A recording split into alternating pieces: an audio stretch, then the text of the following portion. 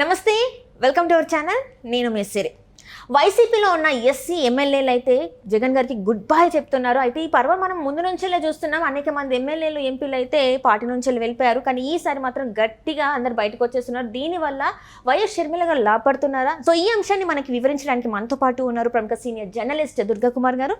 నమస్కారం సార్. నమస్కారం సిరి, మన వీక్షకులు కూడా నమస్కారం సార్. ఇప్పుడు చూస్తున్నట్టయితే మనము చాలా రోజుల నుంచి మాట్లాడుకుంటున్నాం. గత 2 నెలల నుంచి ఇదే టాపిక్ మాట్లాడుతున్నాం. ఏంటంటే వైసీపీ నుంచి ఒక్కొక్క ఎమ్మెల్యే బయటకు వచ్చేస్తున్నారు. రేపు అంటే ఎన్నికల నాటికి అందులో అసలు చాలా మంది ఉండరు, పిలిచి ఇంకా సీట్ ఇవ్వాల్సిన పరిస్థితి అలానే జరుగుతుంది. అయితే ఇప్పుడు ఎస్సీలుగా ఉన్న అంటే షెడ్యూల్ దాంట్లో ఉన్న ఎమ్మెల్యేలు ఏంటంటే బయటకు వచ్చేసారి ఇంకా గుడ్ బై చెప్తున్నారు. వాళ్ళందరూ కాంగ్రెస్లోకి వెళ్తున్నారు అని చెప్పేసి మనకి వార్తలు వస్తున్నాయి. సో దీనివల్ల జగన్మోహన్ రెడ్డి గారు నష్టపోతున్నారా? అదే దీనివల్ల మళ్ళీ వైఎస్ షర్మిల గారికి లాభం వస్తుందా? ఏమంటారు అసలు? అంటే ఇప్పుడు ఆంధ్రప్రదేశ్లో నడుస్తున్నది ఏంటంటే ప్రతిపక్షాలు కానీ ప్రజలు కానీ వాళ్ళ పక్షం ఎమ్మెల్యేలు కూడా చాలామంది ఎంపీలు కూడా బై బై జగన్ అనేదే స్లోగన్ నడుస్తుంది. ఆయనేమో అది పెట్టాడు కదా, సిద్ధం మేమంతా సిద్ధం అని పోస్టర్లు పెడితే ప్రతిపక్షాల స్లోగన్ అంటే బై బై జగన్, జనం స్లోగన్ కూడా బై బై జగన్. ఎందుకంటే 5 సంవత్సరాలు చూసేశారు. 5 సంవత్సరాల తర్వాత మార్పు అనేది చంద్రబాబు విషయంలో కూడా జరిగింది, ఈయన విషయంలో కూడా అదే నిర్ణయానికి వచ్చారు. మళ్ళీ 5 సంవత్సరాల తర్వాత ఏంటనేది ఆలోచిస్తారు. ఇప్పటికైతే మాత్రం బై బైయే ప్రతిసాట వినపడుతుంది అదే. అందుకే వాళ్ళ సొంత ఎమ్మెల్యేస్ కూడా చాలామంది సిట్టింగ్ ఎంపీలు కూడా రిజైన్ చేసేసి బయటకు వచ్చి ఎక్కువ మంది ఏమో తెలుగుదేశంలో చేరారు, ఒకళ్ళిద్దరు ఏమో జనసేనలో చేరారు. అట్లాగే మీరు ఎస్సీ ఎమ్మెల్యేస్ గురించి అడిగారు. ఎస్సీ ఎమ్మెల్యేస్ దాదాపు ఒక 12 మంది వైఎస్ఆర్సీపీని వీడిపోయారు. ఎక్కువ మంది టీడీపీలోనూ ఒక 3గాను షర్మిల గారు పార్టీలో చేరారని తెలిసింది. ఆ 3 కూడా క్రిస్టియన్స్, క్రైస్తవులు. అంటే ఒక రకంగా షర్మిల గారు కూడా క్రైస్తవులు కాబట్టి ఒక రకంగా పార్టీలో క్రైస్తవులు ఓట్లు పడుతుందనే ఉద్దేశం మీద చేరారేమో అనిపిస్తుంది. దానికి తోడు జగన్ గారికి షర్మిల గారికి ఉన్న తేడా కూడా వాళ్ళకి తెలుసు. షర్మిల గారిదంతా రాజశేఖర్ గారి మనస్తత్వం, రాజశేఖర రెడ్డి గారి లాగా కొంచెం ఆదరిస్తుంది, ప్రోత్సహిస్తుంది. తర్వాత వాళ్ళ మీద దాడులు చేయటం అలాంటి పనులు చేయదు. ఇప్పుడు డాక్టర్ సుధాకర్ తర్వాత చాలామంది దళితుల మీద వైఎస్ఆర్సీపీలో శిరోముండనాలు, దాడులు, హత్యలు ఇవి జరిగేటప్పటికీ షెడ్యూల్ కులాలు, షెడ్యూల్ క్యాస్ట్స్, మైనార్టీసు, బీసీలలో కూడా బాగా బీసీలనే చంపారు. దీంతో ఈ ఎస్సీ ఎమ్మెల్యేస్ కూడా మన ఓటర్స్ దగ్గరికి మనం వెళ్ళాలన్నా కూడా వైఎస్ఆర్సీపీ సీటు తీసుకుని మనం వెళ్ళలేము, మీరేం చేశారని అడుగుతారు. సుబ్రహ్మణ్యాన్ని డ్రైవర్ని హత్య చేశారు, తర్వాత డాక్టర్ గారిని హత్య చేశారు, వరప్రసాద్ శిరోమండం చేశారు, ఇంకో బాపట్ల దగ్గర ఎవరో హెల్మెట్ పెట్టుకోలేదని అతన్ని చంపేశారు. తర్వాత కొవ్వూరులో సోషల్ పోస్టింగ్ పెట్టాడని అతన్ని పోలీస్ స్టేషన్కి బెదిరిస్తే సూసైడ్ చేసుకుని చచ్చిపోయాడు. ఇట్లా చాలా జరిగినాయి. ఇలా అత్యాచారాలు అయితే లేడీస్ మీద ఇంకా ఎక్కువ జరిగినాయి. ఈ రకంగా ఒక అభద్రతా భావం వచ్చి బై బై జగన్ అనేది చెబుతున్నారు. బాబు పోవాలి అప్పుడు స్లోగన్ అయితే ఇవాళ బై బై జగన్. అందరూ ముసలాళ్ళు అదే, పిల్లలు అదే, పెద్దవాళ్ళు అదే, అందరూ అదే. నిరుద్యోగులు అయితే మరీ ఉద్యమంగా తీసుకున్నారు, ఈ నుండకంతకాలం మనకు ఉద్యోగాలు రావని. ఇప్పుడు మీరు అన్నట్టు ఈ ఎస్సీలు వెళ్ళిపోతున్నారంటే ఎవరు ఉన్నారు ఆయన దగ్గర? రెడ్డి వర్గానికి చెందిన, సామాజిక వర్గానికి చెందిన ఎంపీలు కూడా రాజీనామా చేసి తెలుగుదేశంలోనే చేరారు. మామూలు వాళ్ళు కాదు, పెద్ద వాళ్ళు. ప్రభాకర్ రెడ్డి గారిని నెల్లూరులో, తర్వాత మాగుంట శ్రీనివాసరెడ్డి గారు, కోటం శ్రీధర్ రెడ్డి, ఆనం రామనారాయణ రెడ్డి గారు, ఇట్లా బోల్డ్ మంది. తర్వాత ఆత్మకూరు నుంచి ఆయన చేరాడు, నెల్లూరు జిల్లా.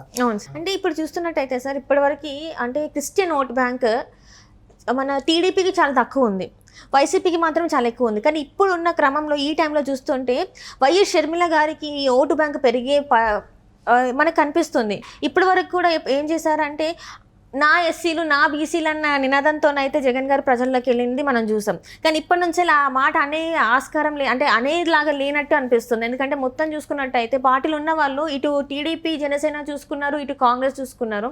సో ఇప్పుడు మరి ఎలా ముందు అడుగు ఎలా వేస్తారు? ఎవరిని అడుగుతారు అసలు? ఓటు నాకు ఇవ్వండి అని ఏ విధంగా అడుగుతారు అసలు? ఇప్పుడు మీరు అన్నట్టు క్రిస్టియన్ ఓటు బ్యాంక్ ఎప్పుడు కూడా జగన్ వెనక పూర్తిగా ఏమి ఉండదమ్మా. ఎందుకు ఉండదంటే మొదటి నుంచి వాళ్ళు అసలు వైఎస్ఆర్ జగన్ పార్టీ పుట్టింది ఈ మధ్య కాలంలో, రాజశేఖర రెడ్డి గారు చనిపోయిన తర్వాత. అసలు వాళ్ళు సాంప్రదాయకంగా కాంగ్రెస్ ఓటర్స్, మీరు అన్నట్టు ఎక్కువ కాంగ్రెస్కి వేస్తారు. కానీ మొన్నటిసారి కొంత వేశారు ఇతను క్రిస్టియన్ అనే ఉద్దేశం మీద. కానీ ఈయన క్రిస్టియన్స్కి ఏమీ వరగబెట్టింది ఏం లేదు. క్రిస్టియన్స్ ఉండే కాలనీస్లో ఏమీ ఫెసిలిటీస్ డెవలప్ చేయలేదు. వాళ్ళ కోసం ఈయన చేసిన ఏ సంక్షేమ కార్యక్రమం కూడా ఏం లేదు. వాళ్ళు అందరితో పాటు సఫర్ అయ్యారు, అందరితో పాటు హత్యలకు గురయ్యారు, దాడులకు గురయ్యారు, అవమానాలకు గురయ్యారు. తర్వాత అందరితో పాటు అప్పుని భరిస్తున్నారు. ఇప్పుడు ఆయన చేసిన అప్పు క్రిస్టియన్స్కి ఉండదని లేదు కదా, అక్కడ అందరి నెత్తిని కూడా సమానంగానే పడుతుంది కదా. అట్లా రోడ్లు కానీ గ్రామాల్లో ఏమీ మెరుగుపడలేదు జీవితాలు ఎవరయ్యి. క్రిస్టియన్ పిల్లలకి ఏమైనా ఉద్యోగాలు ఇచ్చాడు ఈయన? క్రిస్టియన్ పిల్లలు చదువుకోలేదా? క్రిస్టియన్ పిల్లలకే కాదు, అసలు ఏ రకంగా కూడా ఉద్యోగాలు అనేది లేదు. తర్వాత క్రిస్టియన్ మహిళల జీవనం పెరగటానికి ఏమన్నా చేశాడు? డ్వాక్రా లాగా, చంద్రబాబు గారు లాగా ఏ విధంగా చేయలే. తను సొంతంగా ఇసుక ద్వారా ఆదాయం పెంచుకున్నాడు, లిక్కర్ ద్వారా. ఇప్పుడు క్రిస్టియన్స్ కూడా లిక్కర్ తాగుతారు కదా, వాళ్ళు కూడా పన్నులు కడుతున్నారు కదా, వాళ్ళు తాగేది నాసిరకమేగా. లేదు క్రిస్టియన్ వచ్చాడు మంచి బాటిల్ ఇవ్వండిరా బ్రాండ్ అని ఇవ్వటం లేదు కదా, అదే రేటు తీసుకుంటున్నారు. నాసిరకం బ్రాండ్ అమ్మి ఇతరులకి ఎంత తీసుకుంటున్నారో క్రిస్టియన్స్ దగ్గర కూడా అంతే తీసుకుంటున్నారు. కాబట్టి క్రిస్టియన్స్కి జరిగిన మేలే ఉంది. పని ఏమన్నా సెక్రటేరియట్కి వస్తే ఎవరే క్రిస్టియన్స్ వచ్చారు బిల్లులు లేకుండా భోజనం పెట్టించే పని ఏమన్నా చేశాడా?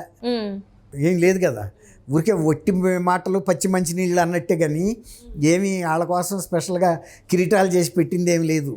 ఏదో క్రిస్మస్ తాతలాగా, ఆ క్రిస్మస్ తాతలాగా బహుమతులు ఇవ్వలా.